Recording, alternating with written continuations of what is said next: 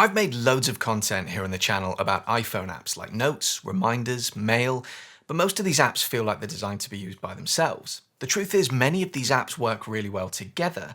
It's just that Apple never really show you how to do that effectively. So in this video, I'm going to break down 8 interesting hacks, ways that you can use the stock iPhone apps together to get more done. Stick with me until the end of the video. There's definitely going to be a couple of tips in here that most people won't have heard of. Okay, let's get into it. Before we start this video properly, I need to show you a method of using your iPhone that's really crucial to many of these tips, the drag and drop. So here we're in the Photos app, for example, and let's say that I want to move this photo from my photo library into an email. What I can do is tap and hold on the photo for just a second, but then move my finger or thumb so that the photo moves on the screen like this. Then with that finger or thumb still pressed down, I'm going to use my other hand to swipe up or press the home button if that's what your iPhone has, then tap to open Mail where I've got a draft email waiting, and then I'm going to drop the photo right here into the mail like this. Obviously, I'm just using Mail as an example. This works across much of the iPhone, as you'll see. Try this for yourself, practice it a few times because quite a few of these tips need you to be able to do this. I really like using voice memos on the iPhone. If you're not aware, you can open the Voice Memos app. You simply tap the red record button down at the bottom of the screen and start talking, and your iPhone will record your voice using its excellent built-in microphones. The thing is, once you've recorded a voice memo, it's just sitting there in the Voice Memos app, not really doing anything. And seeing as how the app itself doesn't offer much in the way of organization, I find it can all get a bit messy, which is probably why a lot of people don't use them much. So try this instead. With a voice memo recorded, I'll then go to Notes and create a new note. I'll then use the drag and drop method that we looked at earlier to drag and drop this voice memo into that note. This works here in Notes, but it also works in Mail, which is handy if you want to quickly email a voice note to someone, or it works in Messages. One area where it doesn't work, where people really want it to, is Reminders. Annoyingly, you can't create a voice memo and then drop that voice memo into a reminder, which would be really handy. You could use your voice memo to create a much more detailed reminder than you could otherwise. But there is a workaround that I've discovered. What we do instead is, with our voice memo created, create a note like we did before and drag and drop that voice memo into the note. Then with the note open, activate Siri and say, remind me about this in 2 hours, or whenever it is that you'd like to be reminded about it, of course. And that's it. Your iPhone will create a reminder with a link right back to the note. Then on that note, you can see that the voice memo is there, ready for you to hit play and play it. I reckon that's almost as good. Oh, last thing to mention about this, if you own an Apple Watch, remember that you can also create voice memos on your Apple Watch and they will sync onto your phone. So if you get inspired while you're out and about, you can still record a memo. If you have an email that you want to work on later, there are a couple of things that you can do within Mail. You can flag the email or you can use the Remind Me function. The problem with both of those is that they only remind you when you open the Mail app up, and sometimes you might want to have a reminder alert on your phone about your email. For this, we need to create a reminder and link it to an email, and there's a couple of ways that we can do this. First, we can simply drag and drop a mail right into the Reminders app, and so long as you create a brand new reminder with it, this method works just fine. Just drag the email out of Mail, open up the Reminders app, and drop the mail when you see this little green plus. Alternatively, you can use Siri. With the email open, activate Siri and say, remind me about this in 20 minutes, or whenever you want to be reminded, of course. Either way, you can see that your iPhone will create a reminder with a mail icon. Tapping on that mail icon will open the email up, meaning you can really manage your day more effectively. If you ever want to get the contents of a text message into something else in the iPhone, like an email or a reminder, for example, you can do that. One way of doing this is, of course, to copy a message. With the message thread open, tap and hold for a second on the message until you see the contextual menu. Tap on copy, then open whatever it is that you'd like to paste the message into. For example, here in a reminder, I could tap into Notes and then choose Paste, and the contents would be pasted into that section. But you can also use drag and drop if you'd prefer to do it that way.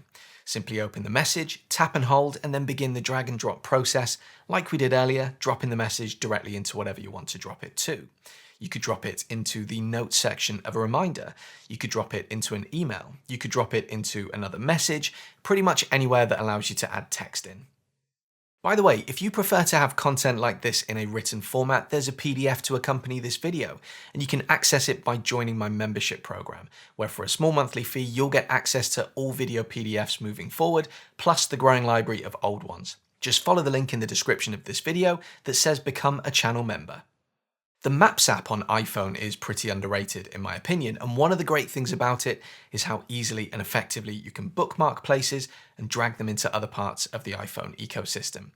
So for a bookmark in Maps, you'll either choose an existing one, like here where I've got a business placeholder, or you can create one by tapping and holding on the map to drop a pin. Regardless of which you go for, you've got this share button, which is small enough that you might not notice it at first. Tap on that, and then you've got some different options for sharing the map location. If you're sharing the location with a person, you can use messages or WhatsApp or whatever you like and share it that way. You can share it to a note by tapping the Notes button or a reminder by using the Reminders button. But there are certain apps on the iPhone that don't show on this share sheet, like FreeForm, where you can share the location by copying the link. On this share menu, instead of choosing an app to share to, tap on the Copy button. This copies a link to your clipboard. Then, for example, on a FreeForm board, I could tap and then choose Paste, and it will paste the map's location in for me. Also, if you want to learn more about FreeForm, check out my dedicated video all about it. Link is in the video description. This tip is technically not exclusive to the iPhone, but I'm including it anyway, as I think it's a really valuable tool for anyone who owns an iPhone and another Apple device like a Mac computer or iPad. You can use Universal Clipboard, which is where you'll copy something on one device and paste it to another. For this to work, both of the devices need to be signed into the same Apple ID. They need to have Bluetooth and Wi-Fi enabled, and they need to have handoff turned on. On an iPhone, you enable this by going to Settings, then General, then AirPlay and Handoff, and ensuring handoff is enabled. On a Mac, you go to System Settings, then General, then AirPlay and Handoff, and switch on Allow Handoff between this Mac and your iCloud devices. You'll need the devices to be close together for this to work, and I believe they all need to be on the same Wi-Fi network. With that done, here on my iPhone, I could grab a passage of text, select it, and choose Copy. Then on my Mac Studio, I would simply right-click and choose Paste, and my Mac will paste the content I just added to the clipboard on my iPhone. This works in both directions, so from iPhone to Mac, or Mac to iPhone, or to iPad, and it will work with pretty much anything that you can copy and paste, whether that's text, a photo, a document, they all should work. By the way, if you're enjoying the content here, why not consider signing up to my newsletter, The Proper Weekly? I include some tech news from the week, a behind the scenes of what's happening here on the channel, as well as a tip for an item in the Apple ecosystem.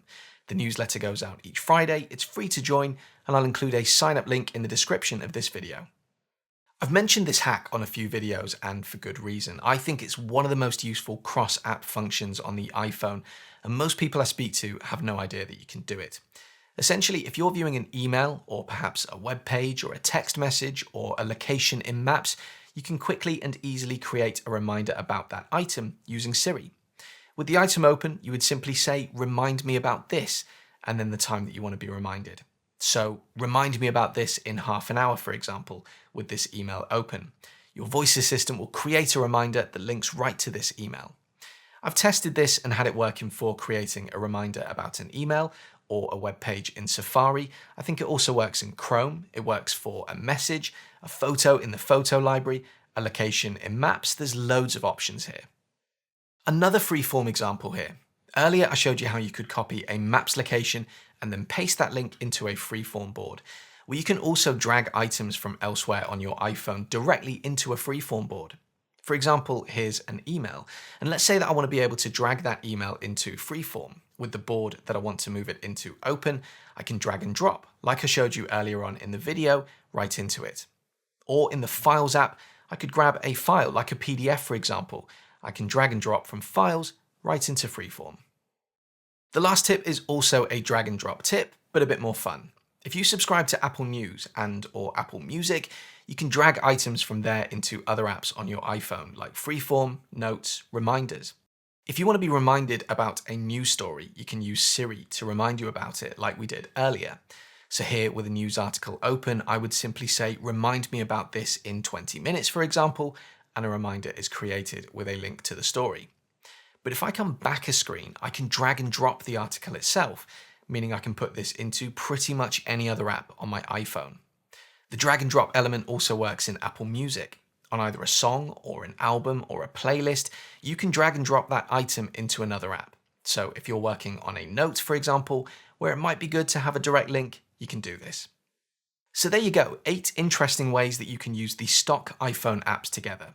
I use some of these methods to help me be more productive, and until Apple design an all-in-one productivity app, I think some of these are pretty useful. What about you? Any tips or hacks that you use? Drop me a comment and let me know. And as ever, if you found this video useful, do please consider leaving me a like and subscribing to my channel for more content like this in the future. See you on the next video.